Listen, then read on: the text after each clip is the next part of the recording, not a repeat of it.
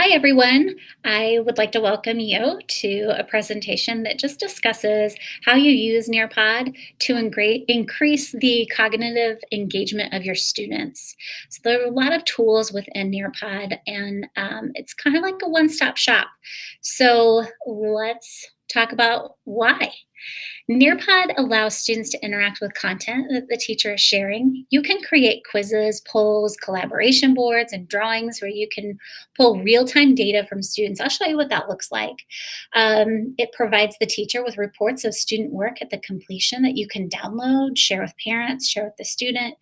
It can be done synchronously or asynchronously. So when we're thinking about our hybrid model, that's very helpful for our kids that are at home.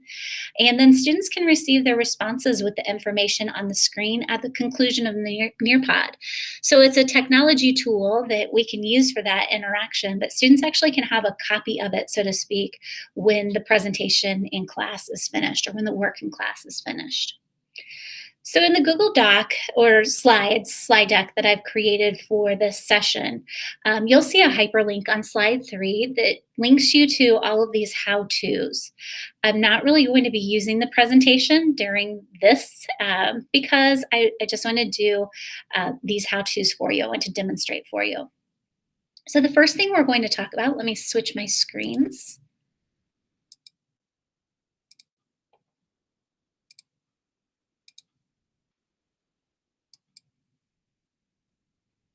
So the first thing we're going to talk about is actually how you present or how you create a lesson. Like most things, there are multiple ways to create a lesson. So your options are here with this create or over here with the create. You get the same options when you click on those. So it doesn't matter where you start, whichever you're more comfortable with. But before we even talk about creating your own, I want to point out that there is a school library. There is a district library, and there's a Nearpod library. So within the Nearpod library, I can search for lessons, activities, videos. I can use state standards. So there I see my science standards, but I also see specific to Indiana. I can click on those and then choose my subject. The Nearpod presentations or Nearpods that are already created, you can actually manipulate. So if you like part of what's there, you can get rid of the parts that you don't want. Lots of different options. And honestly, they are a really good way to see even just the way to use some different features in Nearpod.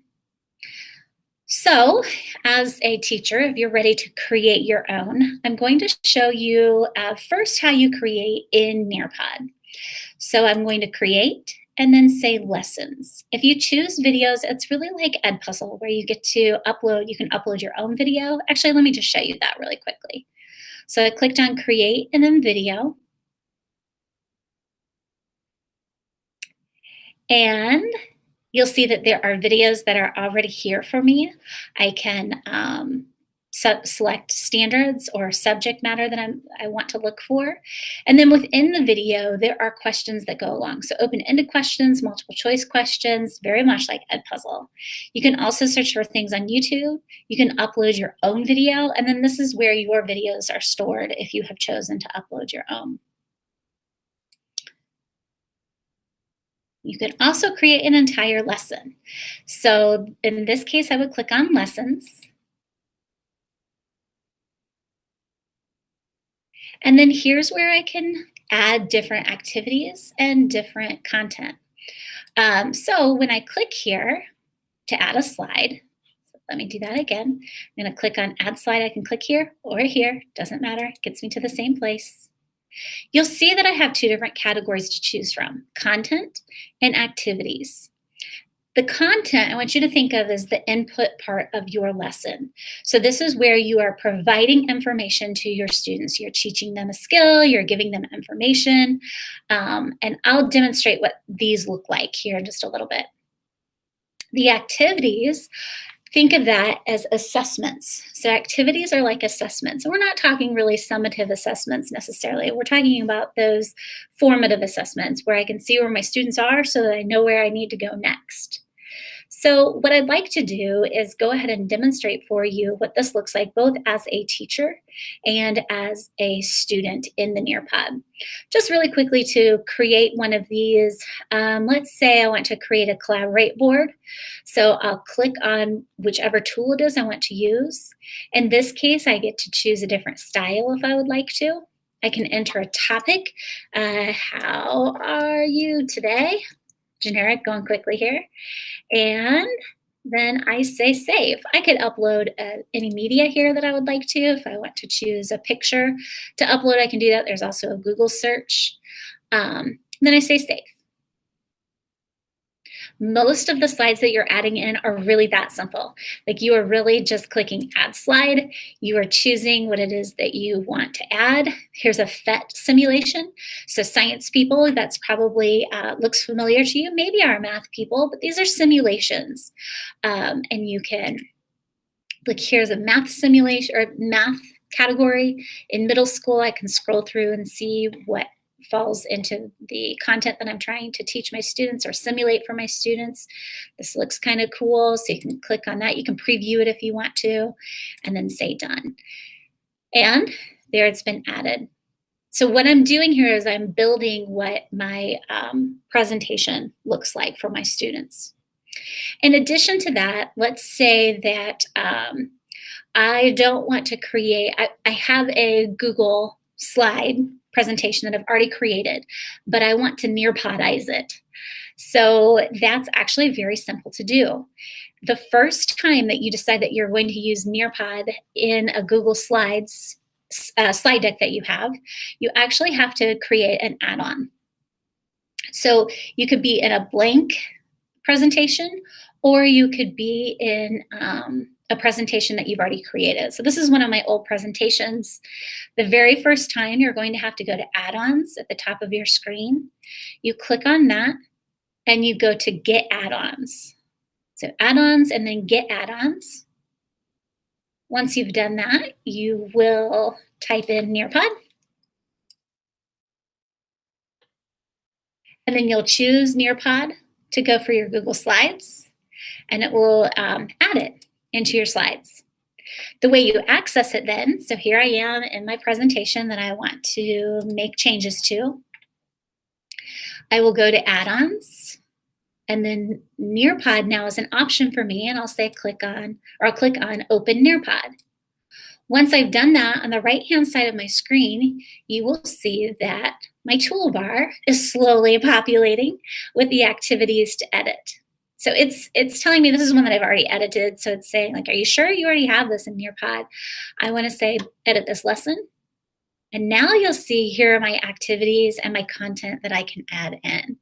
It's really more activities for this because you already have your content on the slides that you've created. But let's say, after this slide, I want to create a poll. So I need to see where my students are in their understanding. So I'll click on poll. You're going to see my edit slide pop up. So it's really creating an additional slide in my presentation. I can ask my question. I can give answer options. And I can add an answer if I want to. There we go. And I can add additional media up here and a timer even if I want. The additional media that I can add, there are quite a few options. One of my favorite ones is really that audio where you can do a voice over the content that's on your slide. Probably wouldn't be as helpful if you were doing this synchronously, but if you had students working independently at their own pace or even at home, audio would be a good thing to add to the information on this slide. I'll talk about audio a little bit later in our presentation today. So then I'll click on save. And you're going to see that slide just popped in between the two slides. If I can find it. There we go. I had selected slide 11 when I hit the poll. And so it's now put it after that slide. So it's at slide 12. If I want to edit this, I cannot click right here and edit where I typically would on a slide. And they give you directions here on how you edit. I would have to edit over here. I would click on edit this slide. I would be able to go in and change my question or change my options that I had there. So let's say I'm done with this now. I have it the way I want it for Nearpod. So now I'm going to save and go to Nearpod.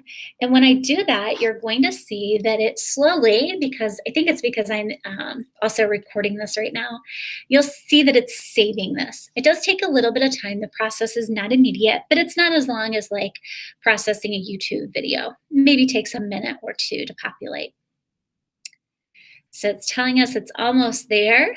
You will see the other videos or the other Nearpods that I have in my own library. Oh, and now this is ready.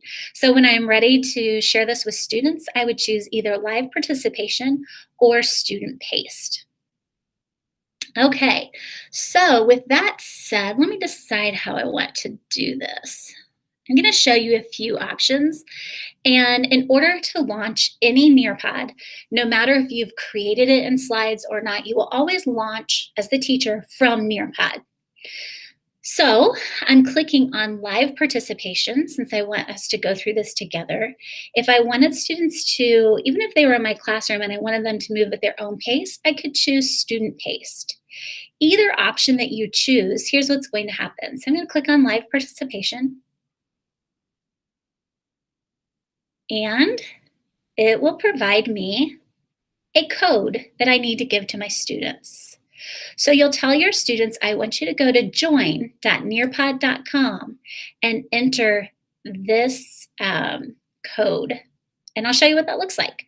So let's go to join.nearpod.com. When I go to that screen,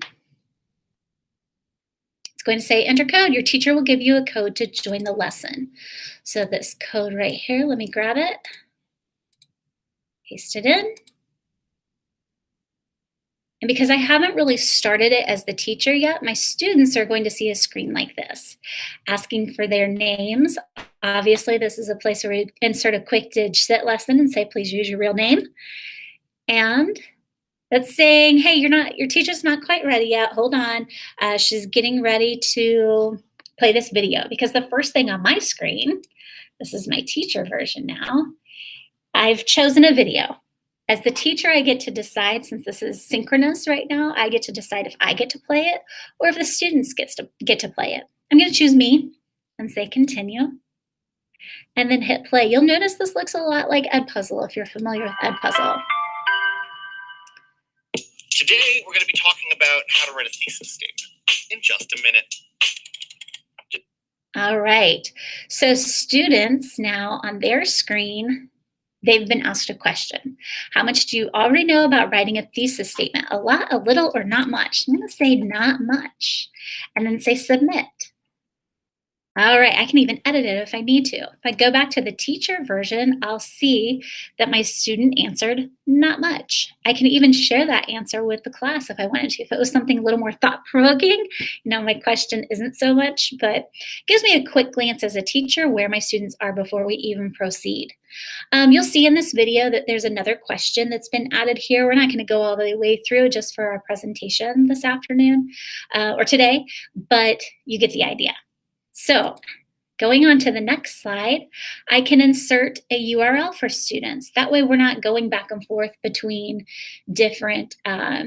I don't have to take them into Canvas to get the URL and then back into Nearpod. And we know the more we click out of something, the harder it is to get them back in it.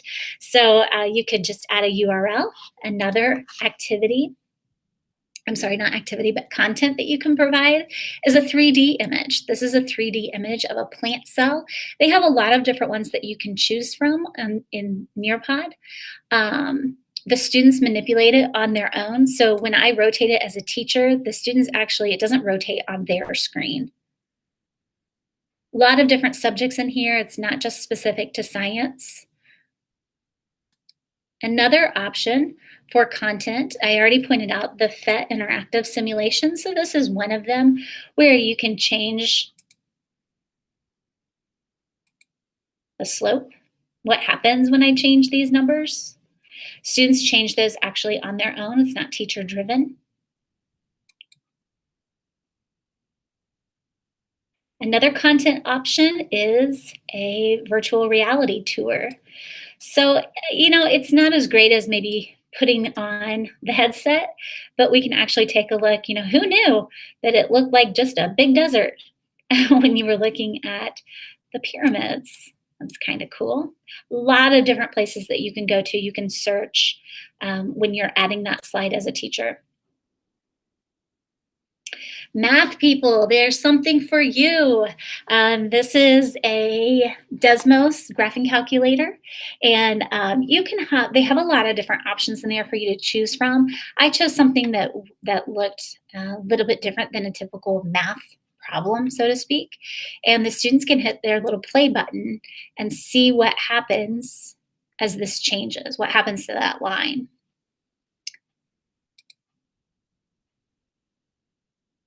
Microsoft Sway is a way to share information with students. And you'll view more by scrolling or pulling down on the screen. And you can see here where I have more information. And students actually they manipulate this on their own. So it would be something I think you'd want to talk about, clicking through and make sure that they get all the information on there. You can also create your own sway in the Office 365 and upload it to here. Our teachers, you have access to that since we do have accounts. But they also have a lot to choose from. Okay, so this one talks about the slide contains audio, and I get the choice as the teacher if I want to play it here, if I want everybody to be able to play it. So I'm going to choose this device only. When I do that, I'll hit the audio file. You could record. That's me just recording directly in that slide. However, you also can add audio to a slide, which this is. You can add it to a poll, which I think we saw in one of our examples. You can add it to draw it. You can add it to quizzes, and you can add it to open-ended questions. So especially thinking about students working on their own pace, how helpful or beneficial that audio piece would be, you reading something out loud, or even really pulling something off the internet, an audio file that you want to share with students. You can put a PDF in for students to be able to view. And as I'm clicking through the teacher, the students' screens advance to the next thing as well. Having a long time loading. I'm not going to be able to demonstrate this since I only have one person in my session, but this is called Time to Climb.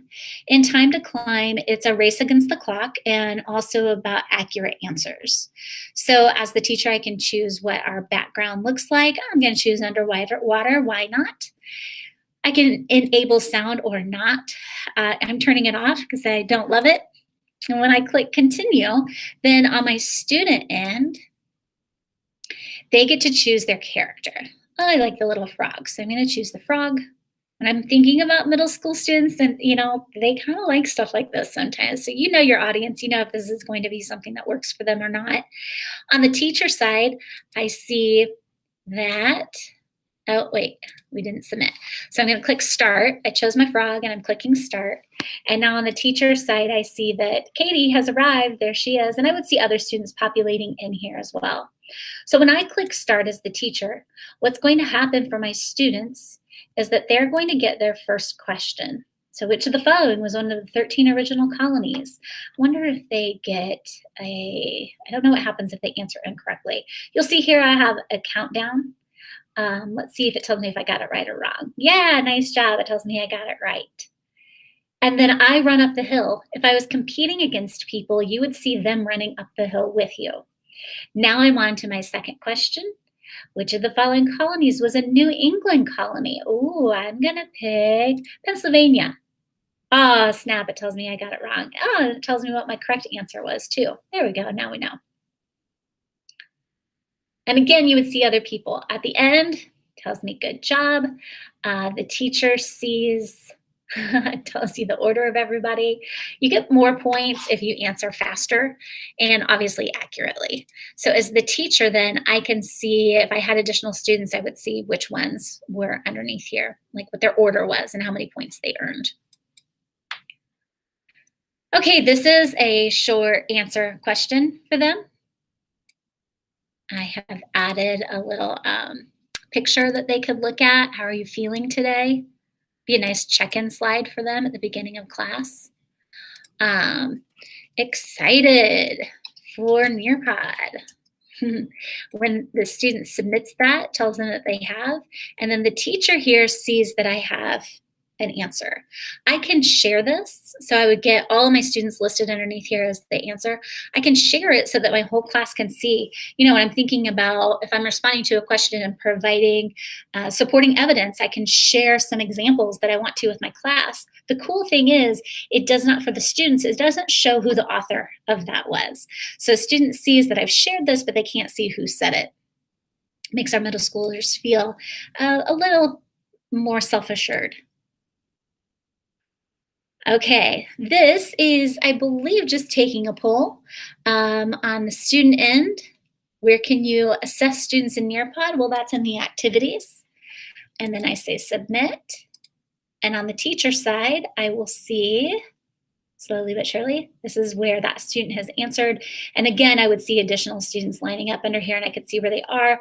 I can share with my students how we all, 100% of our class got this right. You guys are awesome. Or, ooh, only 50%. We need some work on this.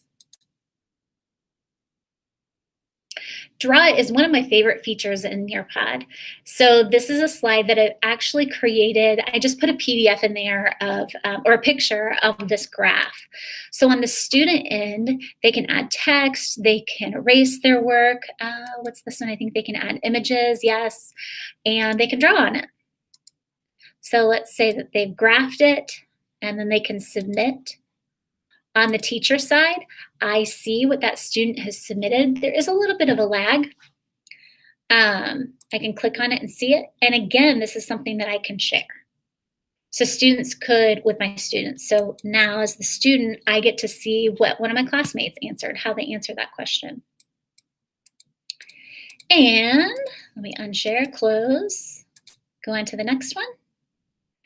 Collaborate board. Love that teachers get the option to approve comments before they get posted. Again, this would be a good opportunity for a digital citizenship lesson, quick, and make sure what we're posting is appropriate. I'll say yes, though. And then my question, would you rather have a day of snow or sunshine? Sunshine, here I am, the student, sunshine all the way. And click on post. All right, so it says pending approval. The teacher side then, I get this notification. And when I click on it, I can say, all right, that's appropriate. I'm approving that one, and it pops up. Students can go through and they can like it. They can like people's, the teacher can too. And if the teacher realizes like, oh, in that second I approved something that I shouldn't have, then they can trash it as well. If you trash it and you didn't mean to, you can refresh it and it comes back.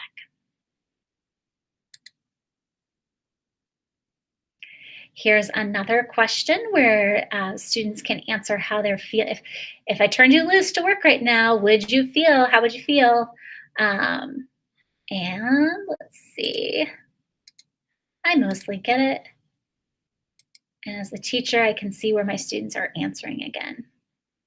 I think this one was the poll. Yep, it's the poll. That's what this is. So when I said earlier, I thought it was the poll, that was actually a quiz question.